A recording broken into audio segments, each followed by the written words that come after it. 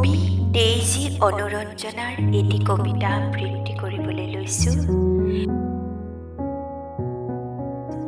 কবিতাৰ শিৰোনাম শৰতৰ হাঁহি নুফুলে।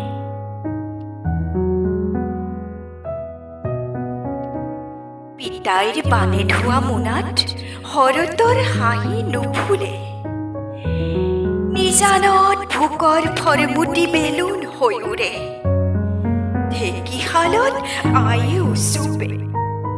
পোনাকণৰ চকুত সপোনবোৰ শেৱালি হৈ গজে। এই সৰে এই মৰহে সেউজীয়াবোৰ য'ত বাঢ়িব নোৱাৰে। জোনৰ জোনাকত কিনিব নোৱাৰি বজাৰৰ গধূলি। সেন্দুৰীয়া শিলত প্ৰাৰ্থনাৰ লানি। আই লুণীয়া কানি সাজ নিপিন্ধিবি। বেজাৰৰ চিপজৰি খুলি থবি আজি। আম পাতৰ ঠাৰিৰে কলহত তিয়াম জীৱনৰ বেলি।